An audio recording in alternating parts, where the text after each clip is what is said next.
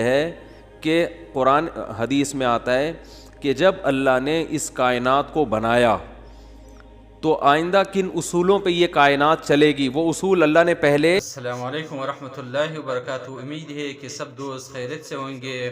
مولانا طریق مسعود صاحب کی ویڈیو کو سماعت فرمائیں۔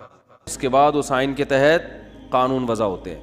تو اللہ نے سب سے پہلے جو چیز پیدا کی وہ قلم، حدیث میں یہ ہمیں سمجھانے کے لیے مثالیں دی گئی ہیں۔ اول ما خلق اللہ القلم، سب سے پہلی چیز جو اللہ نے پیدا کی وہ کیا ہے؟ قلم، کائنات کو بنانے کے بعد، تاکہ جو کائنات جن اصولوں پہ چلے گی نا، وہ اصول، وہ آئین پہلے سے طے ہو جائیں کہ اس آئین کے تحت چلے گی۔ اور اللہ نے سب سے پہلی چیز قلم بنا کے اسے حکم دیا لکھ، ٹھیک ہے نا؟ کیا حکم دیا؟ بولو نا، لکھ۔ تو پہلا اصول لکھا، سبقت رحمتی علی غضبی، میری رحمت میرے غصے پر غالب رہے گی۔ کیا پیاری بات اللہ نے ہم لوگوں کے لیے لکھ دی، جس کی وجہ سے آج ہم بچے ہوئے ہیں۔ یعنی جہاں غصے اور رحمت میں ٹکراؤ ہوگا تو رحمت کیا ہوگی؟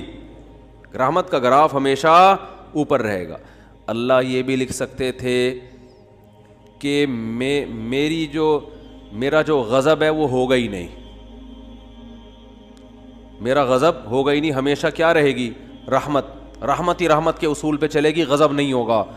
تو پھر لوگ پیغمبروں کی نہیں مانتے۔ قوم عاد، قوم سمود تباہ نہ ہوتی، قوم لوط تباہ نہ ہوتی، فرعون سمندر میں غرق نہ ہوتا پانی میں، اور آگ میں نہ جلتا، اور جہنم نہ ہوتی، تو اللہ نے یہ نہیں لکھا کہ میرا غضب ہوگا ہی نہیں، بلکہ اللہ نے لکھا کہ غضب بھی ہوگا، رحمت بھی۔